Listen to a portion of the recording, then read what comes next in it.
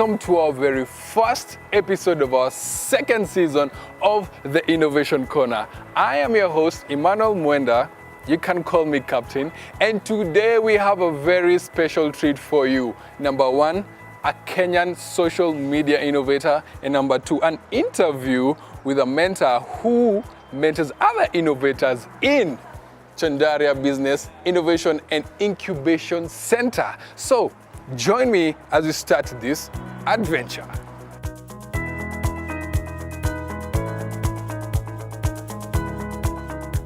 Innovation Corner is back. We are bolder, fresher, and better. We are here at Chandaria Business Incubation and Innovation Center at Kenyatta University, and we are here with one of the mentors who helped facilitate one of the mentees to become successful innovators. I'll let her introduce herself. Welcome, Dr. Thank you very much. So tell us about yourself. I'm Dr. June Madete. I am an engineer, School of Engineering and Technology. I've been a mentor here for about 6 months. I love engineering, and I'd like for our students to love engineering in a point of innovation, rather than doing engineering to work at a bank or do an MBA. That's my goal. This new season, we want to tell guys what it means to be an innovator, define some stuff, demystify them at the same time. So maybe you can start by you telling us, what is it when somebody says innovation? Well, it depends what approach you take. So an inventor is someone who comes up with something for the first time. So like people who invented the light bulb, you know. Innovator is someone who takes something that's already there and makes it amazing. Like the way Steve Jobs made the computer. And then once an innovator and an inventor come together, there's the role of where entrepreneurship now comes in. Where an inventor has invented something, an innovator has made it bigger, then an entrepreneur now sells it to make money. And that's when the invention becomes a business. Knowing that you have to be creative and you have to also have a business mindset, isn't it possible for an idea to be stolen? And how do you curb that? It's very possible, but it makes people get shy in terms of, I don't want to tell someone my idea. But not all inventors can innovate, or not all inventors can be business people. So you need to tell someone with those expertise. And that's why there's incubation centers like this one, where you take your idea, then you have mentors who will hold your hand along the way, hopefully protect your idea. And the incubation like this will protect your idea in terms of they'll give you facilities like an office, so you don't have to go asking people for office. They'll give you internet, so you don't have to start going to cybers where the potential of it being stolen is there. They'll give you mentors. So the mentors are trusted mentors, they are vetted mentors, and the mentor will not steal your idea. They'll want to see it grow, and they have a vested interest in it as well. What else do they provide? I mean, they give you internet, they do all that. So apart from that, what else do they do to make sure that these innovators now can go out to the world and actually showcase? If you think about incubation, let's think about eggs. After they are hatched, they don't need to go back in an incubator. So the beauty of an incubation is they give you all the necessary environment to grow. So things like, okay, let's say I'm designing something and I need AutoCAD that the incubation center can provide. And then, I want to test something at Kenya Bureau of Standards. Myself, I can't do that. It's expensive, and you need letters from how many people. But now the center can facilitate that. So that there's even like if you have an idea and you want to prototype it, just for you to sell it. You need money for that, so the center can help with that as well. Another thing the center can help is things like protecting that idea. Like let's say you've reached a point where you need legal counsel, the center can help with that. You need now to start the process of patenting. They facilitate. And they have experts within the center that can help. Yeah. Okay. So, because in your own, sometimes it's very difficult. Very. Yes. Okay, as one of the innovators myself, when I was young in my first year, I also came up with an idea and then wanted the KU to take it up and also mentor me and do all that stuff. And one of the things they told me at the end of it all is, if it becomes successful, if you're able to make it, the revenues that will come in, you'll have to give it a small percentage to the incubation center. How does that really work? Again, it's like, let me give an example of Shark Tank, I can give that. Where you see these billionaires, they have money on the side of the chairs, and you come and pitch your idea. Yeah? They promise that, how much do you want? You want, let's say, $100,000. We'll give you $100,000 but for a percentage of your company. And within that, they'll also mentor you. Because now they have a vetted interest in that company. Yes. They want to see it succeed. They want to see what they've put in. If they have a percentage, if 1% or 10%, they want to get something back, not just to give you money and let you go. They'll hold your hand along the way. So if you come here and you make it, we are by your side the whole time. We have a vetted interest to see you succeed. So when you succeed, it won't be just buy. Yeah, it would be nice to help. It's not like help. It's like we are part of the business. We grew up together. So yeah, but not the whole time of your company, not for life. But so it's okay. When they come to tell us their idea, it would be nice if they love their idea. But sometimes they just want to come and make money. Get rich quick schemes, and that's not what incubation is about, or innovation for that matter. You have to love something. Another challenge is getting students to appreciate that they need to do research and that the idea is theirs, not the person mentoring them. Because sometimes they'll come and say, this is my idea, and then you sit with them and look at them and you're like, you need to have done the research. So sometimes that's a challenge. But those are minor things. I love sitting with students who know what the passion is, because all ideas are good. Before they start, if you reach pre-incubation, that means you've been vetted and it's a good idea. To me, it's a student who has passion. You meet them this week, you tell them, okay, I want you to go do this, this and that. Before the week is over, they've called you, Mwalimu, when can we meet again? I have finished what you told me, let's meet there. That makes me smile. Nobody, in class, cuts an assignment.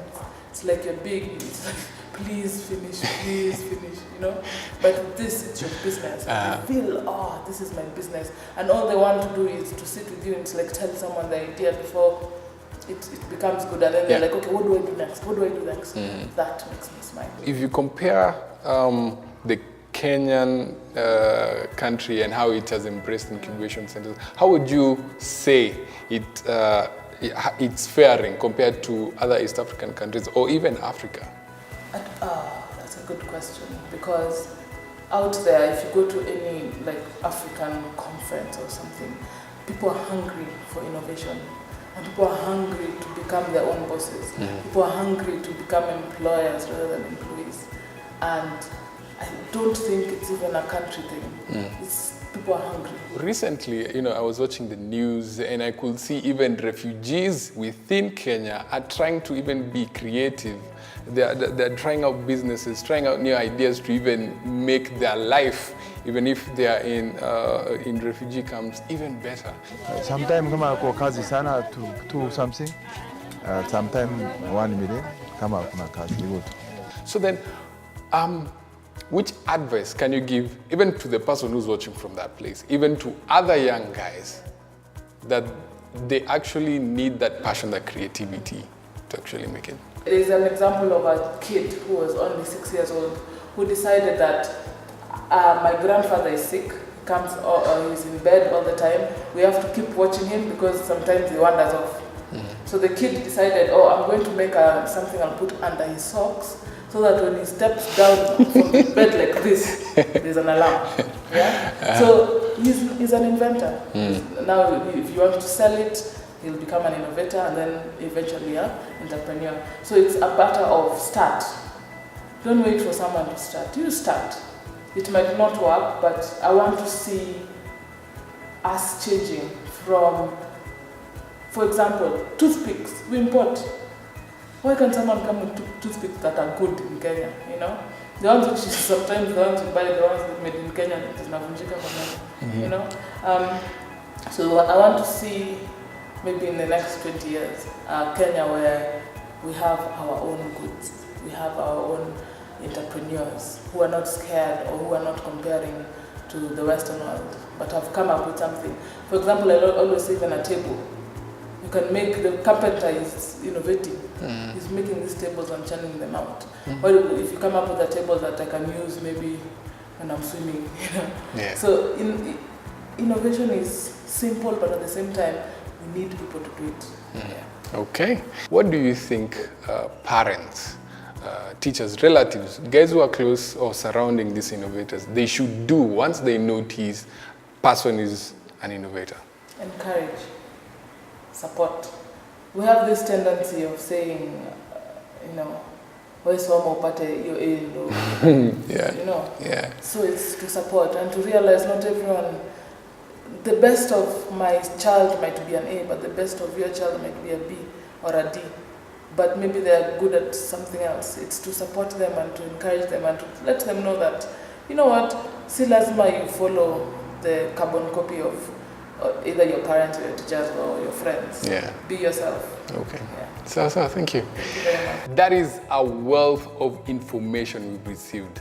Before you go to the break, I would like to tell you that our next innovator of the season is coming up with a really awesome idea. Stay tuned.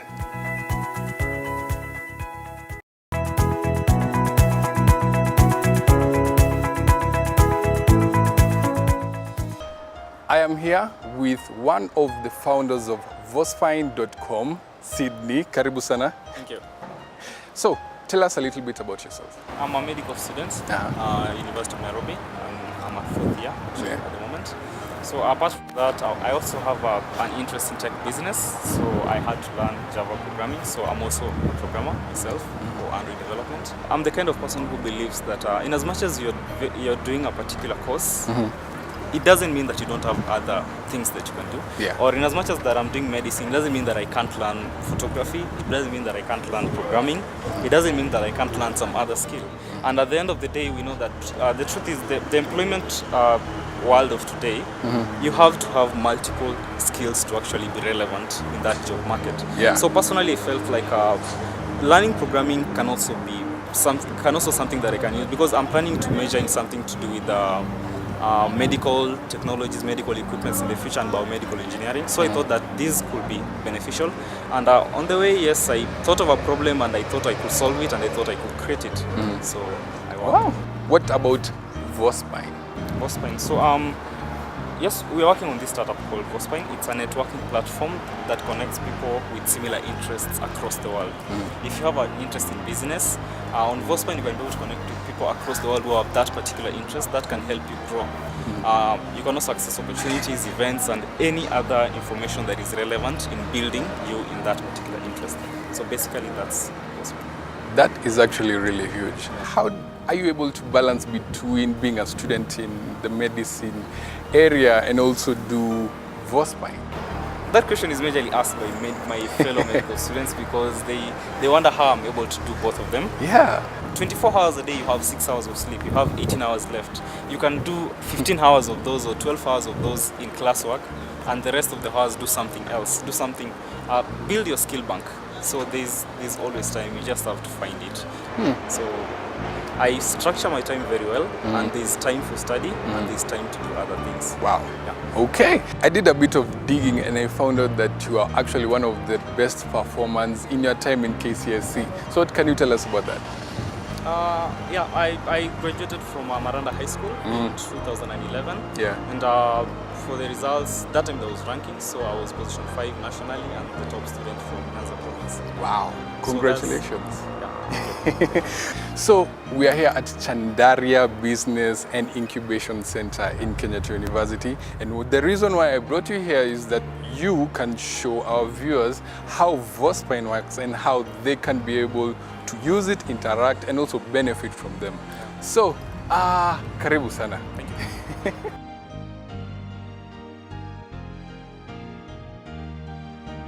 So in terms of user relationships on Vospine, like on Facebook you have friends, and others you follow, you unfollow, you add people to your circle.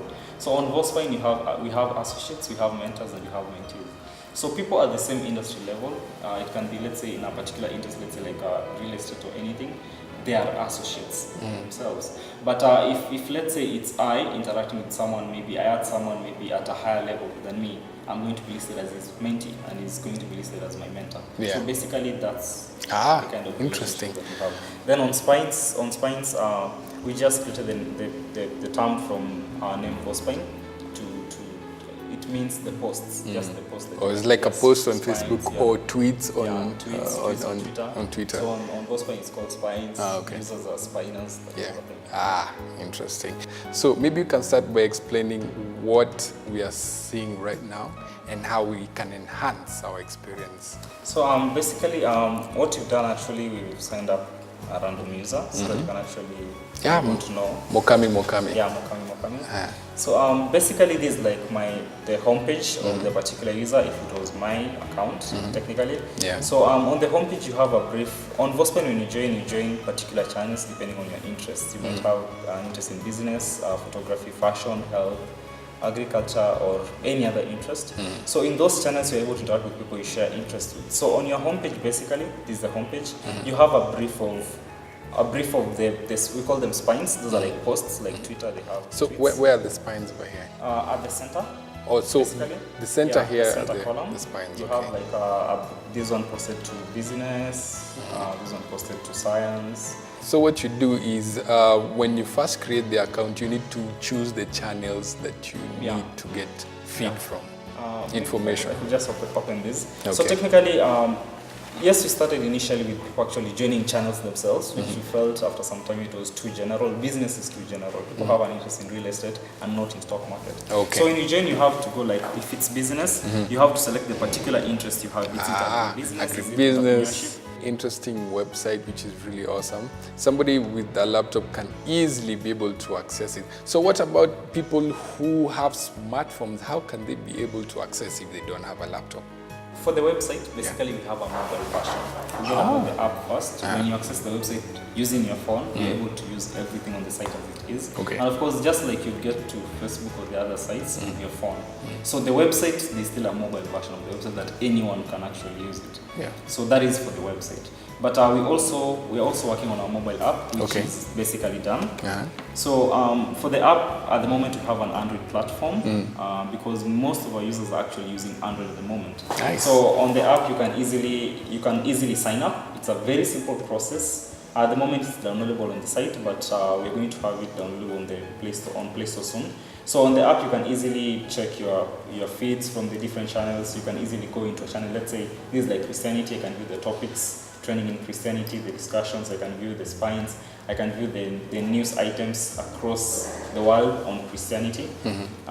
You can view the spine feeds are like the feeds from news sites across the world for those interests that you have. You can view opportunities around your areas of interest that have been posted by many. You can view events just directly on a single UI. Okay. Thank you so much, Sydney, for giving me that practical on Vospine website. And we still have a bit of more questions to ask you. And it's really amazing how you are able to come up with this whole idea and bring it into fruition. So then I need you to tell me, what are the things that you wished you knew before you started all this innovation? In terms of the journey, this is basically the first startup. So the other three, two of them have failed. One is still struggling.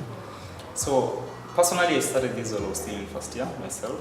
I was in medical school at the time. There was not enough time to actually do other things. But I realized that in as much as that was the case, I could still create some time to actually do something else. And yes, at the time I had an interest in web development, and I wanted to create a platform. Like the first one was called Bilox Global, where people could actually make deals on sale of land, real estate, and everything. My main aim was actually eradicating the problem with brokers that nowadays. So I worked on that, and then I worked on the other two before Vospine. So in terms of the challenges, it's conventional that any startup is going to face challenges in terms of funding, because it's a resource that we all need. Especially in terms of Vospine, we need very powerful servers to maximize our users' experience in terms of the speed when using the platform.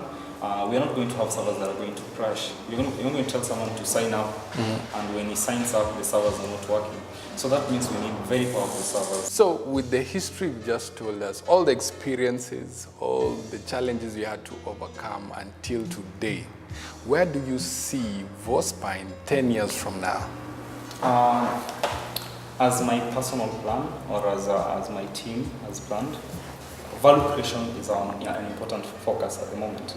So in 5 or 10 years from now, Vospine, as we see it, it's going to be a bigger platform that connects a lot more people, connects a lot more mentees to mentors, connects a lot more innovators to investors, connects a lot more investors who need actually innovations to invest in. So that's basically in a snapshot, in terms of the kind of value that we're going to create in those number of years.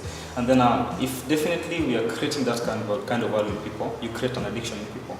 That means the user base is expected to grow at that by that time to a lot bigger numbers. That means there will be more interactions online, there will be more value creation, definitely.